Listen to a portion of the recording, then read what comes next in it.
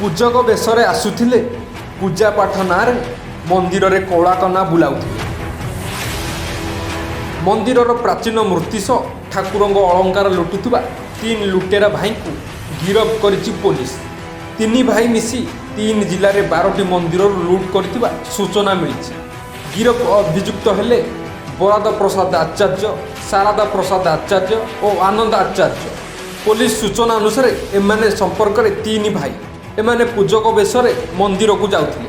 ସେଠାରେ ପୂଜାପାଠ କରିବା ବାହାନାରେ ବୃତ୍ତି ସମେତ ଅଳଙ୍କାର ଲୁଟି ନେଉଥିଲେ। ଗତକାଲି ବିଳମ୍ବିତ ରାତିରେ ବାଲିପାଟଣା ଥାନା ବାଲେଶ୍ୱର ମନ୍ଦିରରୁ ଚୋରି ହୋଇଥିଲା।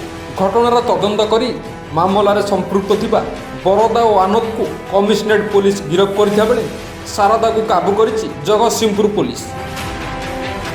ଅଭିଯୁକ୍ତମାନେ ଅଭ୍ୟାସଗତ ଚୋର ହୋଇଥିବା ବେଳେ ସେମାନଙ୍କଠାରୁ ବହୁ ଲୁଟ୍ ସାମଗ୍ରୀ ଜବତ ହୋଇଛି।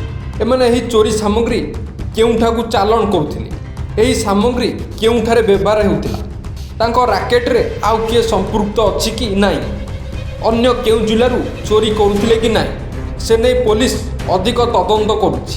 ହେଉଛନ୍ତି ଶାରଦା ଆଚାର୍ଯ୍ୟ ଏବଂ ତାଙ୍କର ଭାଇ 2 ଭାଇ ହେଉଛନ୍ତି ମୂଳ ଚୋର। ଏମାନେ ବିଭିନ୍ନ ମନ୍ଦିରରେ ବସା ଉଠା କରି ସେହି ମନ୍ଦିର ଗୁଡ଼ାକରୁ ଚୋରି କରୁଥିଲେ। ଜଗତସିଂହପୁର ଜିଲ୍ଲାର ବିଭିନ୍ନ ଅଞ୍ଚଳର ମନ୍ଦିର ଗୁଡ଼ାକରୁ ସେମାନେ ଚୋରି କରୁଥିଲେ ଏବଂ 2 ଭାଇ ସେମାନଙ୍କର ବରଦା ଏବଂ ଅନ୍ନଦା 2 ଜଣ ଧରା ପଡ଼ିଛନ୍ତି ବାଲିପାଟଣା ଥାନା ଭୁବନେଶ୍ୱରରେ ଏବଂ ଆମର ଧରା ହେଇଛି ଶାରଦା ଆଚାର୍ଯ୍ୟ, ସେଟାକୁ ଧରିଛନ୍ତି ଆମର ଜଗତସିଂହପୁର ପୋଲିସ।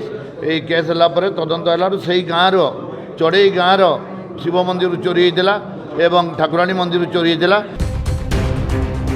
ଆବଶ୍ୟକ ପଡ଼ିଲେ ଅଭିଯୁକ୍ତକୁ ରିମାଣ୍ଡରେ ଆଣି ପଚରା ଉଚରା କରାଯାଇପାରେ।